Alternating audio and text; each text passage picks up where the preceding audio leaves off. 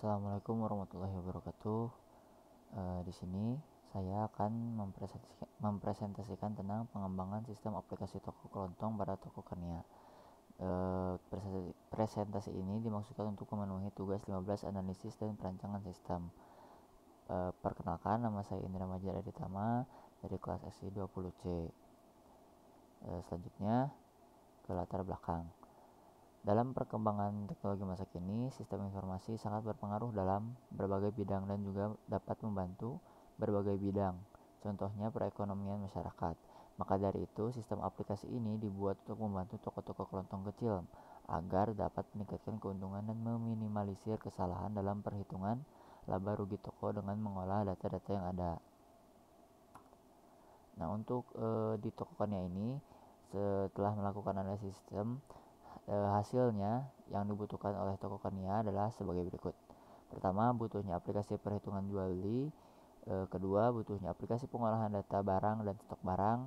Dan ketiga, butuhnya aplikasi untuk pelaporan data.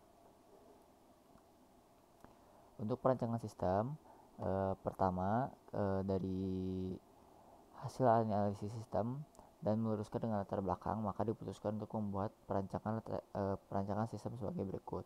Pertama, relasi antar tabel, yaitu poin pertama ERD atau Entity Relationship Diagram. Bisa dilihat di layar. Berikut adalah ERD untuk perancangan sistem pada toko Kania. Terdapat tabel karyawan, user, transaksi penjualan, detail transaksi penjualan, tabel barang, supplier, transaksi pembelian, dan tabel pelanggan.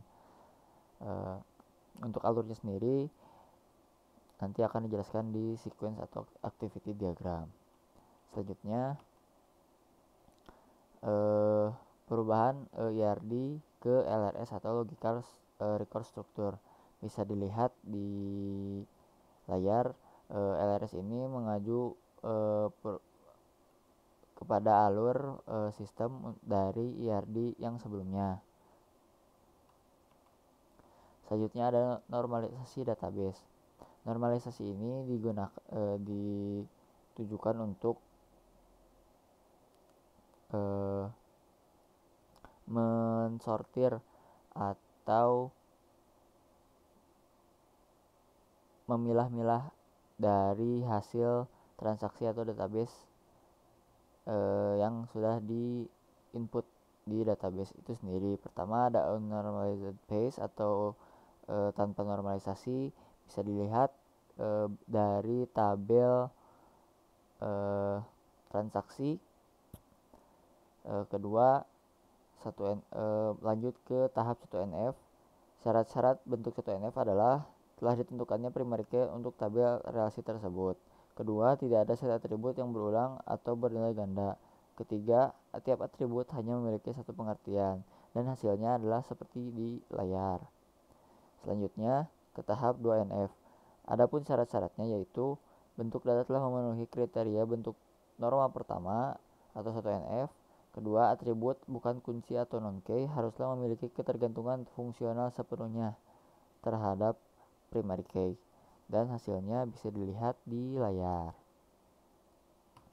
Terakhir, selanjutnya untuk bentuk 3NF. Adapun syarat-syaratnya yaitu bentuk data telah memenuhi kriteria bentuk norma kedua atau 2NF. Atribut bukan kunci atau non-key harus tidak memiliki ketergantungan transisif. Dengan kata lain, suatu atribut non-key tidak boleh memiliki ketergantungan fungsional terhadap atribut non-key lainnya. Seluruh atribut bukan non-key pada suatu relasi hanya memiliki ketergantungan fungsional terhadap primary key di relasi itu saja, dan hasilnya bisa dilihat di layar. Selanjutnya, spesifikasi database. Dalam spesifikasi database ini akan melampirkan tabel-tabel yang akan dibuat dalam database. Pertama ada tabel karyawan. Primary key tabel karyawan yaitu adalah ID karyawan dan tidak memiliki foreign key. Untuk fieldnya sendiri bisa dilihat di layar ya. Nama fieldnya apa, file type fieldnya apa, size nya berapa, dan keterangannya apa. Selanjutnya ada tabel user. Untuk primary key-nya yaitu ID user dan foreign key-nya ID karyawan. Mengapa ID karyawan? Karena karyawan agar setiap user tergantung pada satu karyawan. Selanjutnya ada tabel customer. Primary key-nya ID customer dan memiliki foreign key. Selanjutnya ada tabel supplier. Memiliki primary key yaitu ID supplier dan tidak memiliki foreign key. Dan selanjutnya ada tabel barang, memiliki primary key yaitu ID barang dan memiliki foreign key ID supplier. Mengapa ID supplier? Karena barang sendiri kan disuplai oleh setiap barang disuplai oleh beda-beda supplier atau satu supplier yang sama. Maka di tabel barang ini kita dapat mengetahui bahwa si barang tersebut suppliernya siapa dan detail-detail barang lainnya. Selanjutnya ada tabel stok barang, memiliki primary key yaitu ID stok dan foreign key-nya ada dua yaitu ID barang dan ID supplier. Karena di tabel stok barang ini mengambil data dari ID barang dan juga ID supplier dari tabel supplier. Selanjutnya ada tabel transaksi jual. Tabel transaksi jual ini merupakan tabel transaksi untuk penjualan. Memiliki primary key ID transjual dan memiliki dua foreign key yaitu ID customer dan ID karyawan. Karena dalam tabel transaksi ini memerlukan ID customer dan juga ID karyawan untuk mengetahui siapa pembeli dan siapa penginput transaksi tersebut. Dan selanjutnya ada tabel detail transjual, memiliki primary key yaitu no detail jual dan foreign key memiliki 3 foreign key yaitu ID transjual, ID customer dan ID karyawan. Dalam tabel ini kita dapat melihat detail dari transaksi penjualan dari mulai nomor ID transaksi penjualannya sendiri, tanggal transaksi, ID customer dan nama customer, ID karyawan yang menginput dan namanya juga, dan jumlah barang yang diinput dan juga total dari penjualan tersebut. Selanjutnya ada tabel transaksi beli, memiliki primary key ID trans beli dan foreign key yaitu ID supplier dan ID karyawan. Transaksi beli ini yaitu merupakan tabel transaksi pembelian stok barang ke supplier. Maka harus ada ID supplier dan juga tentu saja ID karyawan yang menginputnya.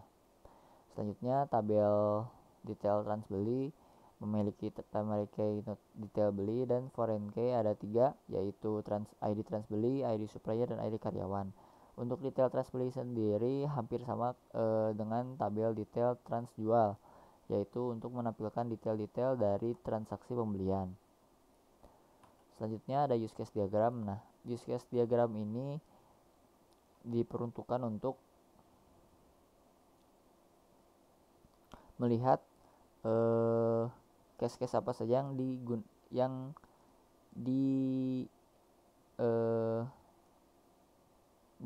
atau yang dapat digunakan oleh para aktor, yaitu para penggunanya, seperti bisa lihat di layar. Contohnya admin penjualan dapat menginput data barang, mengedit data barang dan menghapus data barang. Selanjutnya ada activity diagram. Nah, activity diagram ini merupakan alur atau proses-proses yang ada di dalam sistem dan melibatkan user dan database. Seperti bisa dilihat pertama ada activity diagram untuk login. Di sini ada 3 faktor yaitu user, sistem dan database. Untuk activity-nya pertama memasukkan username dan password lalu ke dalam sistem, lalu sistem melakukan request validation kepada database. Nah, jika salah password atau salah username akan dikembalikan ke user dan mendapatkan notifikasi password salah atau ID salah. Dan jika benar, sistem memvalidasi dan langsung masuk ke main menu. Selanjutnya ada activity diagram input data barang. Di sini faktornya ada 3, sama seperti yang tadi. Pertama ada user, kedua ada sistem, dan 3 ada database. Pertama, user atau pengguna dapat memilih menu data barang, lalu sistem akan menampilkan menu data barang. Nah, di sini karena proses input data barang, user akan memilih input data barang, dan sistem pun akan menampilkan form input data barang. Lalu user mengisi form data barang seperti nama barang, ID barang, jenis barang, harga barang, dan lain-lain. Lalu setelah simpan, sistem akan memproses data form tersebut, dan database sistem akan menyimpan ke dalam database. Selanjutnya activity transaksi penjualan. Di sini ada 4 ya.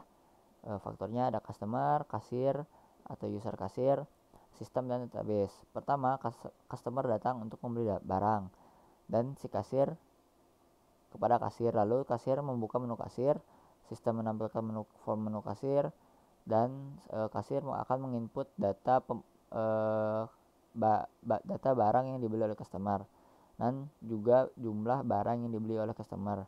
Nah, sistem akan menghitung jumlah produk dan menghitung total transaksi, lalu menampilkan di sistem. Dan untuk kasir sendiri akan memprint struk transaksi. Nah, dalam proses print struk transaksi ini, sistem akan otomatis menyimpan ke database untuk transaksi tersebut, dan juga melanjutkan proses print struk kepada untuk diserahkan kepada customer. Dan setelah itu, setelah penyerahan struk kepada customer akan menerima struk barang dan menyerahkan uang hasil untuk membeli barang, dan kasir pun akan menerima uangnya. Keempat, ada activity diagram untuk transaksi pembelian. Pertama, di sini ada 4 faktor juga, yaitu supplier, admin gudang atau user admin gudang. Selanjutnya ada sistem dan database. Pertama, supplier mengirim barang atau admin gudang merequest barang ke supplier. Lalu admin akan membuka menu stok barang, dan sistem menampilkan form stok barang. Selanjutnya, admin akan menginput data barang dan menginput jumlah stok yang akan ditambahkan dari supplier. Lalu sistem akan menghitung total transaksi, menambahkan jumlah stok, dan juga jumlah total yang harus dibayar ke supplier. Lalu akan menampilkan hasil hitung. Lalu lalu admin gudang akan memprint invoice untuk supplier. Nah, dalam proses ini hampir sama seperti proses transaksi penjualan. Ketika si print invoice itu diklik, maka proses transaksi pembelian akan langsung tersimpan di database, dan juga melanjutkan proses print invoice. Lalu invoice tersebut akan diberikan kepada supplier sekaligus uang untuk pembelian barang tersebut. Lalu supplier akan menerima invoice-nya dan uangnya juga.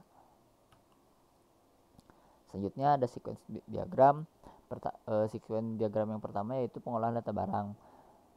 Bisa dilihat prosesnya ya di layar.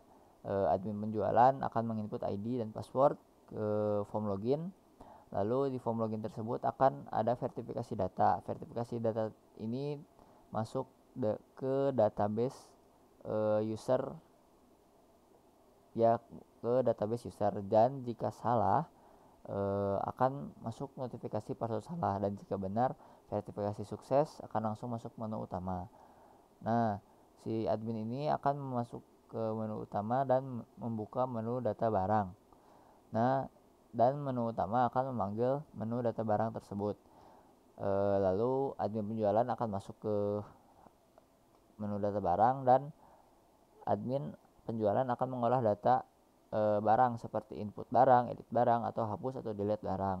Lalu hasil mengolah data tersebut akan tersimpan di database data barang. Selanjutnya ada transaksi penjualan. Di sini ada 2 aktor ya, customer dan kasir. Pertama, Kasir akan menginput ID password sama untuk proses login seperti yang sebelumnya, dan selanjutnya customer akan membeli barang. Nah, di sini kasir akan karena sudah login akan langsung melakukan transaksi jual beli dengan customer di menu kasir. Lalu setelah penginputan data barang, jumlah total jumlah barang dan lain-lain, maka data tersebut akan tersimpan di database data transaksi penjualan, dan customer akan menerima struk pembelian. Selanjutnya ada transaksi pembelian. Di sini pun sama, ada dua aktor yaitu supplier dan admin gudang. Pertama akan melakukan proses login sama yang seperti sebelumnya, dan admin gudang sendiri dapat mengolah data seperti admin pembelian ya, mengolah data seperti input stok atau edit stok atau menghapus stok, dan akan langsung tersimpan ke database data stok barang. Selanjutnya proses supplier menyuplai barang. Nah, proses ini ya, pertama akan masuk ke admin gudang, lalu admin gudang akan menginput stok barang datang atau barang baru ke menu stok data barang dengan mengisi form input stok ya. Lalu database akan menyimpan hasil input tersebut, dan supplier akan menerima hasil invoice. Nah, untuk sequence diagram keempat yaitu laporan. Karena tadi di analisis sistem pertama butuh aplikasi pelaporan data ya, data dari data transaksi, data stok, dan data barang, maka pemilik toko pun bisa mengakses sistem ini dengan alur pertama. Pemilik toko akan proses login seperti yang sebelum-sebelumnya, lalu pemilik toko akan membuka menu laporan, dan menu utama akan memanggil menu laporan. Selanjutnya untuk memilih laporan, pemilik toko akan masuk ke menu laporan dan memilih laporan yang akan dilihat atau akan di print. Seperti contohnya untuk melihat laporan data barang, jadi pemilik toko akan membuka menu laporan dan membuka laporan data barang. Lalu pemilik toko akan memprint jika butuh, akan memprint laporan, lalu akan menerima hasil printnya melewati menu laporan dan sistem. Nah, selanjutnya ada kelas diagram. Kelas diagram ini merupakan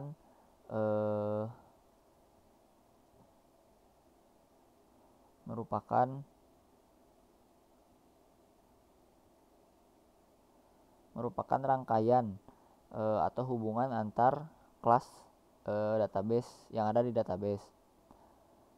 Seperti contohnya bisa dilihat di layar, merupakan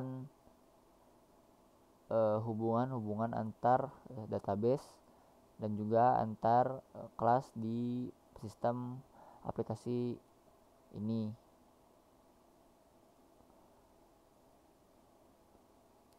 Nah, selanjutnya untuk UI-nya mohon maaf pengerjaannya belum selesai sepenuhnya, jadi tidak bisa saya tampilkan, tapi sedang masih dikerjakan. Jadi terima kasih atas waktunya, dan mohon maaf jika ada salah-salah kata. Wassalamualaikum warahmatullahi wabarakatuh.